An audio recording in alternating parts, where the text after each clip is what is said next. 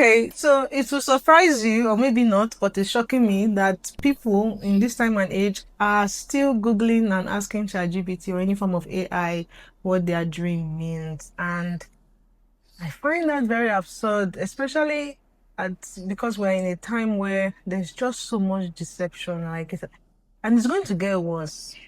That's even the concern, you know. So, ChatGPT and Google, what those machines do is to gather various thoughts and experiences that people have written about online, you get, and you don't know. So, accuracy may not be God.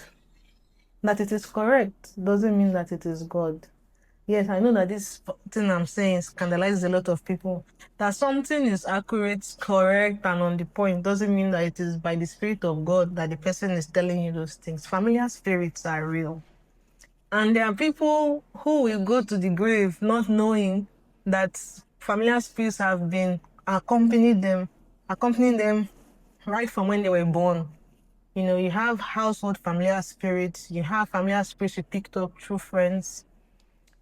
There are some agreements you made without even knowing, and somehow your prophetic may have even been corrupted. So, and that is you now.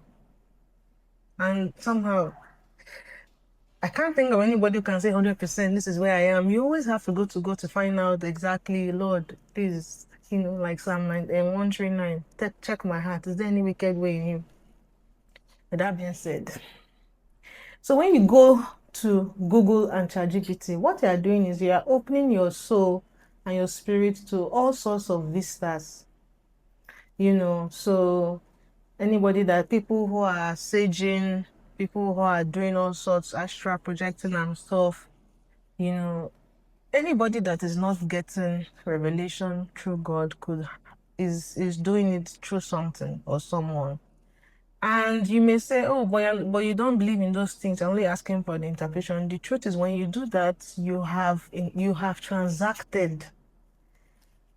I need us to always remember that life is a transaction.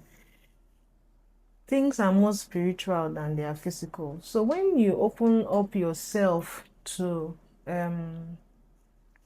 interpretations that are not of God, you've basically agreed, whether you've signed it or not, to entertain whatever spirit is behind that interpretation that you received. Simple and short. It's the same thing that happens when you watch porn. It's the same thing that happens when you watch all sorts of videos that are not of God. You don't know what spirit is behind it. It's the same thing that happens when you have discussions that you shouldn't be seated at. And if you are wondering, how is discussion an agreement or a transaction? Go to Malachi 3 from verse 18. When God was telling them, you have judged me harshly. I listened to your conversation. See what people are saying about me. Read it in the Message version, so that it makes sense to you. Read it in the NKJV too. And he was really not happy with the conversations. He was really not happy with the conversations that they had, so much so that he said, okay, you know what? Let the book of remembrance be open. Let me show these people who are speaking, harshly against me, that there's a difference between those who worship God and those who do not worship God. And because of their conversation, he said he will give them what? Special treatments, according to the Message version. So, if a conversation can be a gate, how much more the ones that you are opening every day on Google and ChatGPT? Please,